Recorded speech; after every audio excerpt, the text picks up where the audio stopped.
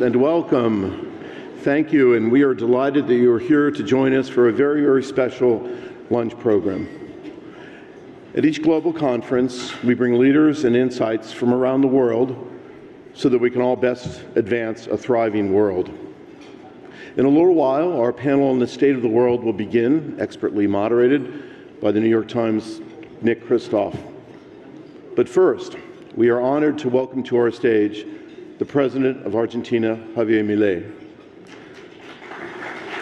Round of applause for that. It sounds like I've already, you already are pre-sold, but I will tell you that President Milei is an economist, a libertarian, and a specialist in economic growth.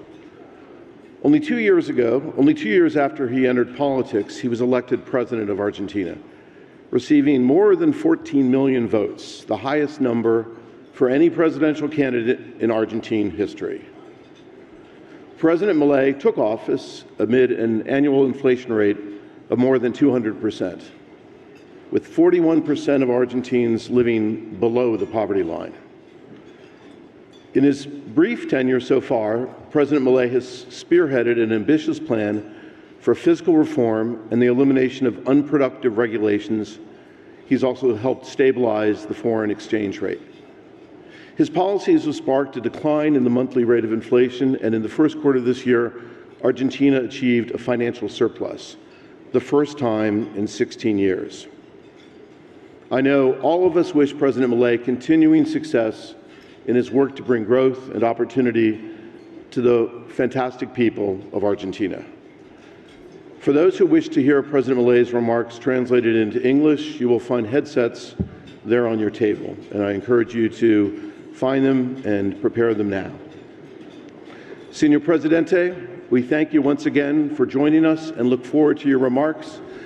And on behalf of all of us, vamos, vamos, Argentina. Please join me in welcoming President Javier Milei.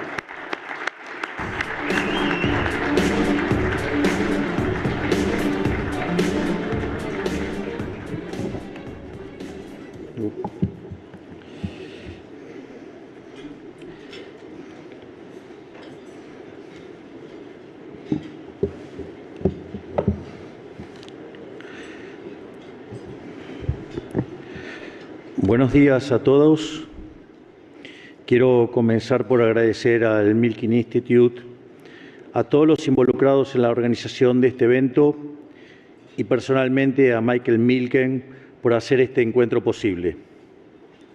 El Instituto Milken ha sido durante décadas una de las pocas organizaciones de inserción internacional que se ha mantenido incólume defendiendo los verdaderos principios del capitalismo y las ideas de la libertad, algo lamentablemente escaso en el mundo de hoy.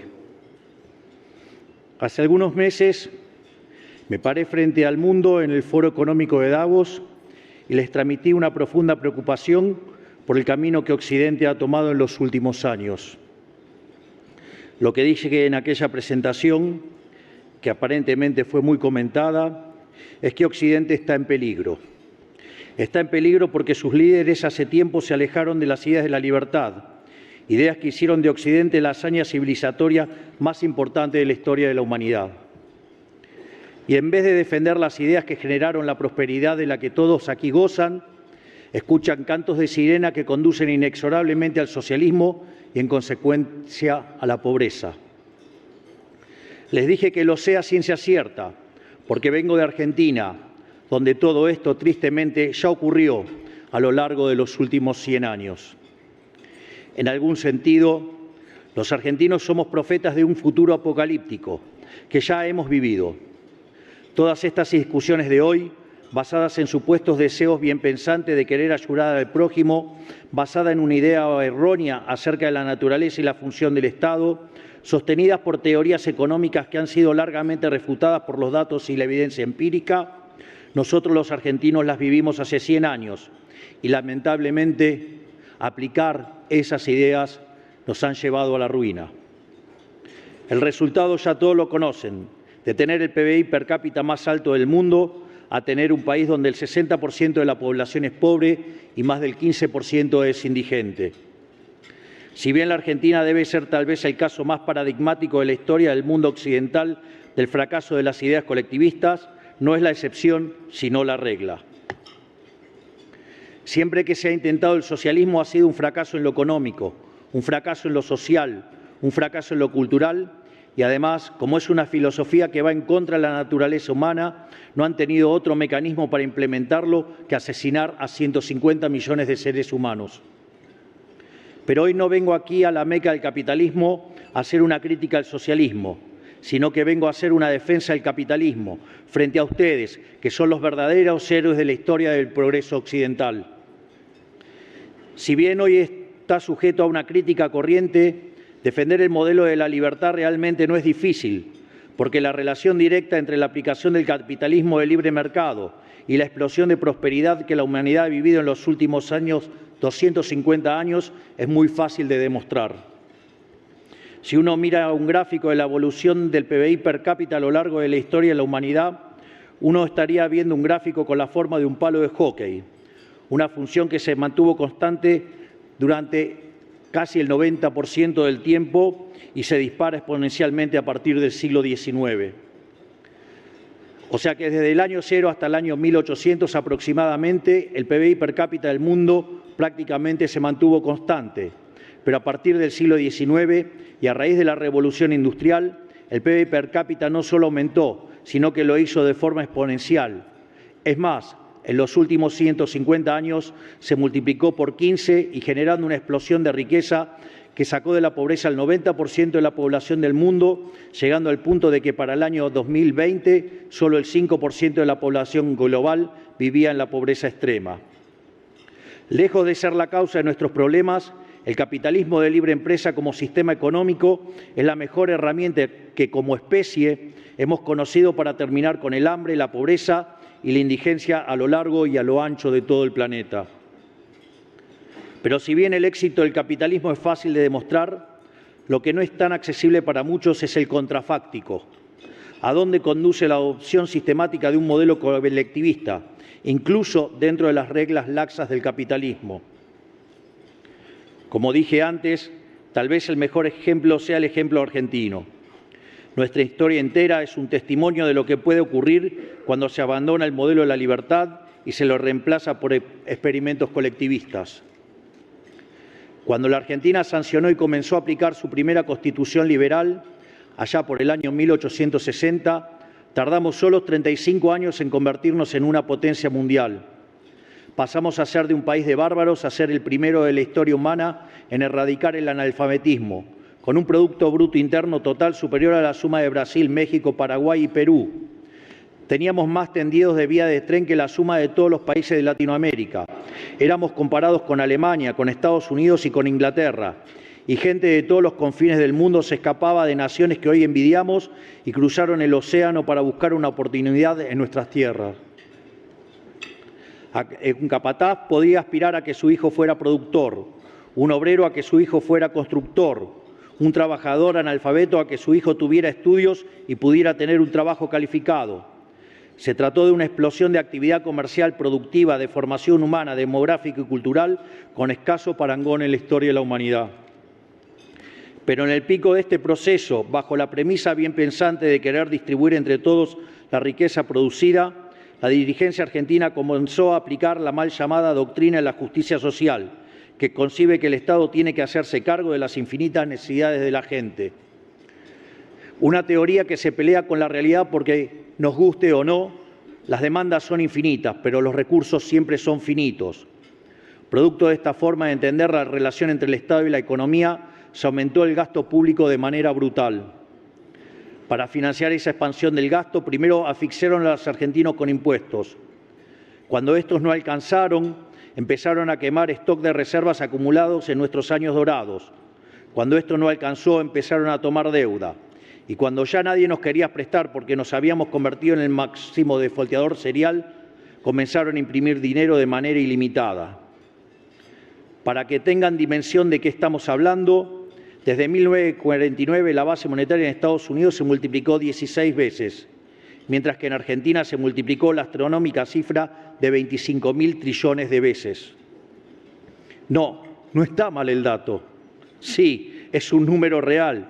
No lo estoy inventando. Lo repito, la base monetaria se expandió 25.000 trillones de veces. Eso es el nivel de descalabro que pueden producir los políticos si les permite desviarse de los principios básicos de la economía de mercado. Y este ciclo no lo vimos una vez, sino una decena de veces. Se rompieron una y otra vez todas las reglas básicas de la economía para sostener el afán de los políticos de gastar lo que no tenemos. Y como resultado natural de estas medidas, vimos cómo nuestros ciudadanos comenzaron a empobrecerse sistemáticamente hasta caer al puesto 140 del mundo en el ranking del PBI per cápita, habiendo llegado a multiplicar la pobreza por más de 10 veces en los últimos 50 años. Por 100 años repetimos este patrón tóxico, amantanando experimentos colectivistas sobre experimentos colectivistas. Y llegamos al año pasado a uno de los pisos más profundos de este ciclo, cuando asumimos el gobierno y encontramos una situación tan crítica que, de continuar todo como estaba, la economía se encaminaba a una hiperinflación que por lo menos hubiera dejado una hiperinflación del 15.000%. O sea que como economista y como argentino conozco en carne propia cómo jugar con fuego puede exterminar a un país de las vías del progreso y robarle 100 años de historia. Por eso, hace algunos meses en Davos, me pregunté cómo puede ser que desde la academia, los organismos internacionales, la política y la teoría económica se demonice un sistema económico que ha sacado de la pobreza más extrema al 90% de la población mundial. ¿Por qué Occidente quiere renunciar por su propia cuenta a los principios y creencias que lo hizo llegar a donde llegó? ¿Y por qué insiste con experimentos para los cuales hay ejemplos históricos de su fracaso, como es el caso argentino? Claro que cuando hablamos de Davos no hablamos de cualquier foro. Se trata quizás de la institución global que ha tenido mayor influencia en orientar la dirección política y económica, tanto de naciones como corporaciones, sociedades y organizaciones no gubernamentales a lo largo de los últimos 40 años.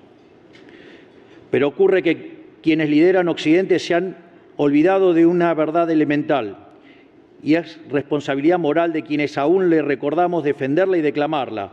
Y esa verdad ineludible es que la libertad económica en busca del interés individual produce beneficios colectivos y que, por lo tanto, el empresario que arriesga capital en pos de una ganancia es un benefactor social.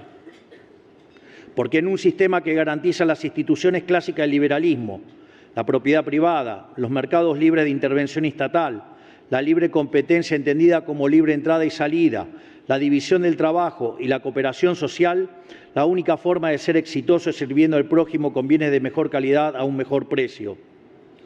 Sin embargo, quienes conducen las principales naciones y organizaciones de Occidente no dan suficiente crédito a esta idea y miran la economía desde un marco teórico que cree que el mercado es imperfecto, que produce fallos y que requiere de la intervención estatal para perfeccionarlo. El problema de esta concepción es que justifica intervenciones que traen más problemas que beneficios y atentan contra el crecimiento económico, porque no solo no resuelven el problema que pretendían resolver, sino que obstruyen lo que Hayek llamaba el proceso de descubrimiento. El mercado, presuponiendo la libre competencia y un sistema de precios libres con señales claras, constituye un mecanismo de extracción y transmisión de información en el que a mayor libertad, mejor funcionamiento. O sea que el mercado libre es un proceso de descubrimiento en el cual el capitalista encuentra sobre la marcha el rumbo correcto en la búsqueda constante del beneficio que se traduce en ofrecer bienes de mejor calidad a un mejor precio. Quienes briegan por el intervencionismo no solo impiden el funcionamiento virtuoso del mercado, sino que encima se felicitan a sí mismos e intercambian medallas de responsabilidad social en pomposas ceremonias, mientras que terminan promoviendo una agenda de valores que le abre la puerta poco a poco al socialismo y, en consecuencia, a la miseria. Esta forma de entender los mercados es también la que detrás de un fenómeno que ya ha trascendido la moda y se ha vuelto un mandato en la cultura occidental, a la cual me quiero tomar un momento para comentar. Hablo de una cultura autorrepresiva y autoflagelante que se ha difundido en el mundo corporativo, en el mundo periodístico, en el mundo de la educación y en el mundo del entretenimiento. Una cultura donde, producto de distintos tipos de coacción, todas directa o indirectamente promovidas por el Estado, se persigue al privado para que se someta a mandamientos de supuesta moral en cuestiones como el género, la cuestión racial o la cuestión ambiental, que muchas veces terminan atentando directamente contra la libertad y la capacidad de las empresas para generar riqueza. Se trata de conceptos que llevan al absurdo de castigar el mérito para premiar la diversidad, de regular la libre circulación de ideas para evitar ofender a algunas pocas almas sensibles, de demonizar el optimismo tecnológico por miedo al cambio climático. Son ideas y conceptos que castigan la ambición y premian la mediocridad, que castigan el riesgo y premian el conservadurismo. En definitiva, son ideas que promueven pasiones tristes y bregan para que seamos versiones cada vez pequeñas de nosotros mismos, cuando son precisamente la innovación, la ambición, la codicia y la acción humana las que impulsan el desarrollo de nuestra especie. O sea, como civilización, habiendo visto de que somos capaces, estamos eligiendo desconfiar de nuestra propia capacidad, negar nuestra propia virtud, nuestra propia identidad y cometer lo que es, a todas luces, un suicidio colectivo. Hoy, ya demasiado tarde en algunos lugares, vemos con horror los frutos que empiezan a dar estas ideas. Por ejemplo, esta semana aquí mismo, en Estados Unidos, con las decenas de miles de jóvenes a lo largo y a lo ancho de los campus universitarios, reivindicando el terrorismo islámico y promoviendo el antisemitismo. O sea, literalmente, la futura élite de Occidente enemistada con su propia cultura. Marx decía, en ese panfleto detestable que escribió con Engels, que el capitalismo llevaba en sí mismo el germen de su propia destrucción. Esperemos que, como el resto de las cosas que escribió, haya estado equivocado. Ahora, no se equivoquen. Yo sí creo que el sector privado tiene un mandato de responsabilidad social muy claro, pero no tiene que ver con hacerse el moralista o el culposo. La verdadera responsabilidad social del empresario es un efecto natural del funcionamiento libre de su propia actividad económica. El mandato de producir bienes y servicios de mejor calidad, mejor precio, ligado a la maximización de los beneficios. La responsabilidad social del empresario es ganar dinero y eso solamente lo puede hacer sirviendo al prójimo con bienes de mejor calidad a un mejor precio. Por lo tanto, los empresarios son benefactores sociales, lejos de las críticas que suelen hacerles los políticos gastadores y despilfarradores. Ese mandato redunda en la generación de mercados más competitivos, con sociedades mejor satisfechas y, en última instancia, no solo satisface demandas, sino también ensancha los horizontes de lo que el hombre quiere y puede hacer a través de la innovación tecnológica. O sea que ese mandato redunda, al final del día, en una tendencia a la excelencia humana y al enaltecimiento de nuestra especie. No es un mandato de moralina superficial que se cumple regulando el libre mercado, es un mandato de gloria que se cumple desatándolo. Por el contrario, cuando el afán de algunos por regular obtura la pulsión humana por crear y le ata las manos, estamos ante un problema. Porque construir un futuro prometedor para la especie es imposible si hay ideas buenas que, no importa lo buenas que sean, son consideradas demasiado heréticas para ser exploradas. Porque construir un futuro prometedor para la especie es imposible si sacrificamos el mérito, la competencia y los resultados en el altar de la diversidad, dado que fueron precisamente la libre circulación de ideas y un sistema de incentivos que promueve el esfuerzo y el mérito los pilares sobre los que se construyó Occidente. Entonces, quiero hoy reivindicar las grandes ambiciones de nuestra especie y nuestra civilización. Desde que existen los mercados libres, hemos cruzado frontera tras frontera. Hemos sacado al mundo entero de la pobreza en 250 años. Hemos puesto hombres en la Luna y ahora miramos a Marte. Y lo hemos hecho gracias a la ambición, la creatividad y al optimismo de hombres como ustedes, que se asocian entre sí en pos de la búsqueda de la propia felicidad. No tenemos que perder la fe en esa ambición primal que los humanos tenemos como guía. Somos una especie de exploradores, de creadores, de inventores, no de burócratas. Y es el empresario aventurero, no el burócrata de escritorio, la clase de hombre que encarna en el presente esta cualidad atemporal del espíritu humano. Por eso, no quiero dejar de celebrar el esfuerzo de mi amigo Elon Musk por pisar Marte, porque entendemos que la exploración espacial está a la altura de nuestro destino como especie exploradora, demasiado grande para estar confinados a este planeta. Tenemos la obligación moral de proteger los pilares que hicieron posible todo este edificio de ambiciones, logros y sueños. Esos pilares sobre los que está edificada la historia del progreso humano son la defensa de la vida, de la libertad y de la propiedad. Si los olvidamos o los damos por sentados, corremos el riesgo de perderlo todo. Miro a la Argentina con todos los cambios que estamos emprendiendo y veo que estamos a contramano del mundo, porque mientras que en el resto del mundo las ideas de la libertad están bajo asedio, en la Argentina se erige una fe renovada en ellas. Mientras Occidente gira hacia el control y hacia la imposición, la Argentina gira hacia la confianza de sus ciudadanos en el ejercicio de su libertad. Mientras Occidente gira hacia el déficit, la burocracia y el Estado entrometedor, Argentina gira hacia la austeridad, hacia el ahorro y retira al Estado de la actividad económica. Mientras Occidente gira hacia el chamanismo económico y hacia formatos insostenibles de heterodoxia que ponen en peligro el futuro de todos, la Argentina vuelve al sendero de la razón, a las ideas del sentido común. Y lo hace con amplio apoyo en todos los estratos de la sociedad, porque después de décadas de recesión en Argentina, el consenso procapitalista es transversal a la sociedad. Por eso estamos pudiendo hacer el ajuste del Estado más rápido y más grande de la historia de la humanidad, sin perder un solo apoyo en el camino. Esto es porque la sociedad entendió que vale la pena hacer el esfuerzo que requiere dar un cambio de rumbo. El modelo del Estado grande es una cárcel y la sociedad argentina lo entendió. Por eso apoya la ley que estamos impulsando en el Congreso, que es el proyecto de reforma del Estado tributaria, fiscal y regulatorio más importante de los últimos 150 años. ¿Cómo puede ser que la fuerza política en mayor minoría parlamentaria de la historia democrática, en un contexto de penuria económica total, pueda impulsar la reforma más ambiciosa de la que se tenga memoria y lo haga con apoyo popular? Esto es porque la sociedad argentina exige un cambio de rumbo profundo y urgente para volver a abrazar las ideas de la libertad. Cuando tomamos el timón del Estado y de la economía argentina en diciembre, anunciamos desde el primer día que con nosotros se acababa el déficit y en consecuencia se acababa la emisión monetaria y la inflación. El establishment no nos quiso dar crédito y se dijeron muchas cosas. Se dijo que hacer un ajuste de más de 1 punto del PBI era imposible. Se dijo que tener déficit cero en el primer año era imposible. Se dijo que una política de tasas bajas no servía para reducir la inflación.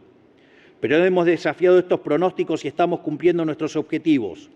En tan solo 5 meses logramos el primer trimestre con superávit fiscal y financiero en el sector público nacional luego de 20 años, habiendo heredado de la administración anterior un déficit consolidado de más de 15 puntos del producto entre déficit del Tesoro y déficit del Banco Central, lo cual es, sin exagerar, una hazaña de proporciones históricas, no solo en Argentina, sino a nivel mundial.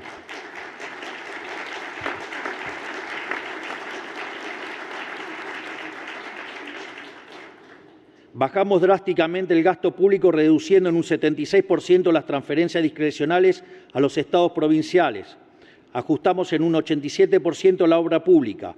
Eliminamos el 50% de los cargos políticos, cerrando organismos innecesarios y eliminando, sobre todas las cosas, la pauta publicitaria, motivo por el cual escucharán hablar a un grupejo de periodistas hablar peste de nuestro gobierno, básicamente porque le tocamos el órgano más sensible del cuerpo, el bolsillo.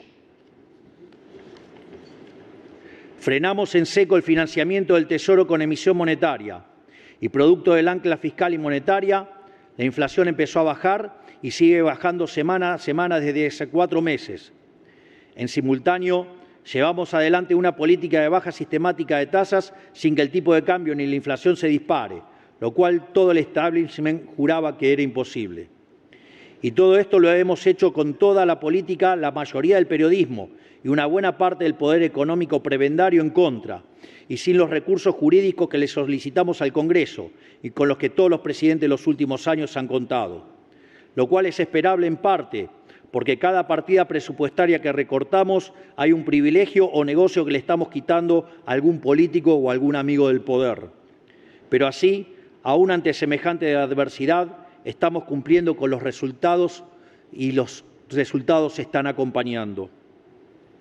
Todavía queda mucho trabajo por delante, pero tenemos un rumbo en el cual la mayoría de los argentinos confían y un plan para lograrlo. Tenemos por norte achicar el Estado para agrandar a la sociedad, teniendo un gasto público consolidado del 25% del PBI, 10 puntos menos que el de los Estados Unidos y la mitad del de Francia para tener punto de comparación. Tenemos por norte devolverles a los argentinos cada peso que ahorremos, primero eliminando la inflación y luego, el día de mañana, reduciendo los impuestos como consecuencia del crecimiento económico. Y tenemos por norte desarmar la maraña de regulaciones en la que se ha convertido la Argentina para liberar la actividad económica y desatar su fuerza productiva. Por eso, hemos sancionado una orden ejecutiva donde derogamos más de 350 leyes. Por eso estamos impulsando una ley que contiene reformas en el plano fiscal, laboral, previsional y tributario, incluyendo un régimen de promoción inédito para las grandes inversiones. En total, entre ambos instrumentos habremos introducido cerca de 700 reformas estructurales en los primeros 5 meses del Gobierno. Un programa de reformas 7 veces más grande que la reforma del Estado impulsada por el presidente Carlos Menem a principios de los 90, el último gran proyecto liberal que tuvo la Argentina. En otras palabras, estamos haciendo realidad el programa reformista más ambicioso de los últimos 150 años, porque la única manera de sacar el 60% de los argentinos de la pobreza es con crecimiento económico y solo hay crecimiento económico con libertad. No hay otra manera. Para nosotros, la única tarea del Estado es proteger la vida, la libertad y la propiedad de los argentinos, para que cada uno pueda ser arquitecto de su propio destino. Esta es nuestra visión. Es una visión parecida a la que sostuvieron todos los países prósperos de Occidente en los momentos grandes de su historia. La tarea del Estado no es poner plata inventada en el bolsillo de la gente, sino asegurar las condiciones macroeconómicas y jurídicas para que el sector privado pueda desarrollarse por su cuenta. Un Estado que vela por la vida, la libertad y la propiedad de los individuos, y un sector privado pujante que arriesga, apuesta por el país y genera riqueza. Nosotros establecemos las bases, el sector privado se encarga del resto. Por eso, a esta presentación de quiénes somos y qué queremos para nuestro país que le he traído hoy, les quiero agregar una invitación, tanto a todos ustedes como también a sus pares del mundo y de la Argentina. Después de décadas de estancamiento, la Argentina tiene todo dado para emprender un proceso de convergencia económica que nos coloque a la par de las grandes potencias del mundo. La convergencia económica se da cuando los países que tienen menores ingresos per cápita crecen más rápido que los desarrollados hasta el momento en que logran alcanzarlos. ¿Por qué? Porque somos desde hace décadas una olla a presión, hirviendo con la tapa cerrada. Lo único que hay que hacer es destaparla y reanudar lo que Hayek llamaba la tarea del mercado como proceso de descubrimiento. Para nosotros, reanudar ese proceso de descubrimiento va a generar un salto de crecimiento brutal, porque las posibilidades de crecimiento tienden a ser mayores cuanto más extensas sean las capacidades subutilizadas de un país. Desde este punto de vista, si en un país la utilización efectiva de sus recursos fue impedida durante décadas y de un día para el otro se normaliza, lo lógico es esperar tasas de crecimientos enormes, proporcionales a todo lo que hay por explotar. Por eso, la baja capitalización de la economía, fruto de 20 años de un populismo empecinado en destruir el capital, va a generar oportunidades de inversión enormes para aquellos que apuesten por el país. Por lo tanto, Argentina no solo podría mostrar altas tasas de crecimiento como consecuencia de las oportunidades por descubrir dado su bajo nivel de desarrollo, sino que además, ante la brutal destrucción de capital ocurrida en el pasado, eso daría un enorme retorno con solo poner en marcha las ideas y proyectos ya descubiertos, pero entorpecidos por capas de regulación innecesaria.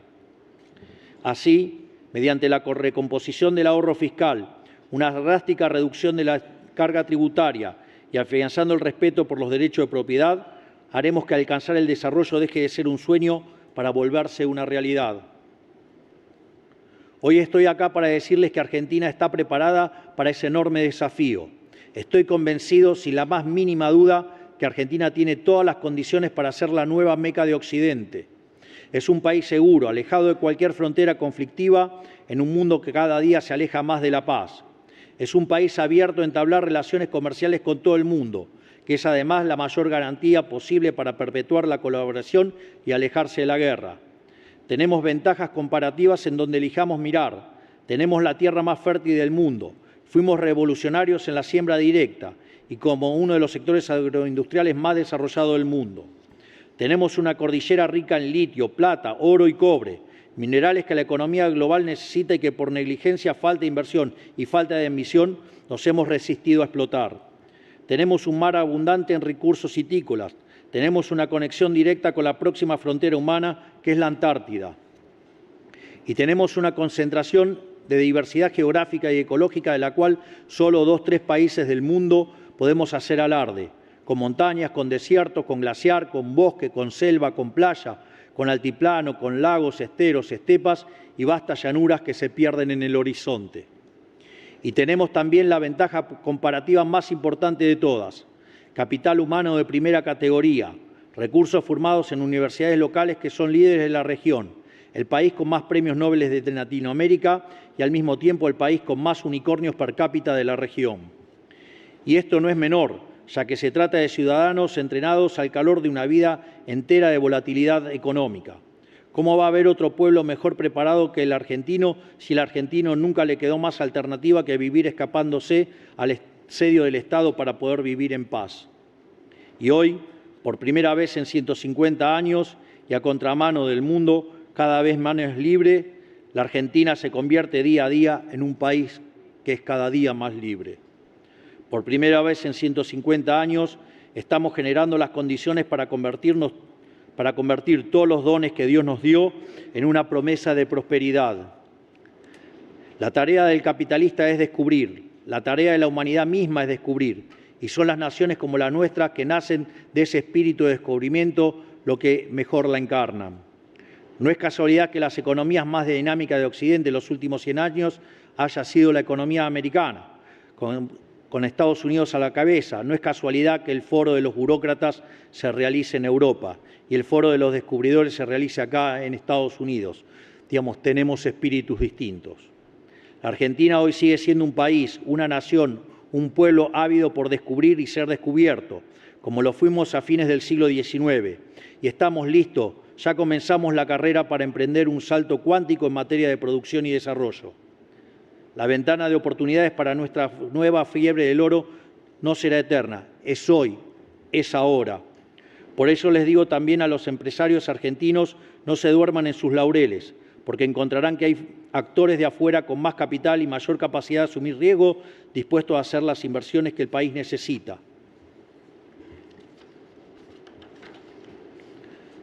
Finalmente, quiero concluir estas palabras invitando a todos aquí presentes, que son los héroes de la historia del progreso de la humanidad, a que si creen como yo en la superioridad del capitalismo de libre empresa, que si creen como yo que Occidente se camina a un lento pero seguro retroceso, que si creen como yo que el mérito, la ambición, la libertad y la innovación y el optimismo son valores esenciales de la especie humana que deben ser premiados, quiero invitarlos a que apuesten por Argentina. Ayúdenme ustedes, que son el progreso humano encarnado, a hacer de la Argentina la nueva Roma del siglo XXI, a hacer de la Argentina una tierra de oportunidades para todos aquellos que estén dispuestos a habitar nuestro suelo. Son ustedes los que pueden demostrarle a los burócratas del mundo que están destruyendo Occidente, que las ideas de la libertad son la única forma de alcanzar la prosperidad. En este sentido, también les quiero señalar, que me parece muy significativo, unas palabras del Papa Benedicto XVI, o sea, Joseph Ratzinger, que decía: Occidente siente un odio por sí mismo que es extraño y que solo puede considerarse como algo patológico. Solo ve de su propia historia lo que es censurable y destructivo, al tiempo que no es capaz de percibir lo que es grande y puro. Por ello les pido, volvamos a abrazar las ideas de la libertad con orgullo. Estemos orgullosos de ser emprendedores, orgullosos de ser empresarios, digamos, porque son los verdaderos benefactores sociales, son los que crean riqueza, son los que han sacado el mundo de la miseria. Por lo tanto, digamos, le pido que además nos acompañen a los argentinos para este renacer de Occidente. Finalmente, quiero darles las gracias a todos, que Dios bendiga a los argentinos, que la fuerza del cielo nos acompañen y como no podía ser de otra manera. ¡Viva la libertad, carajo!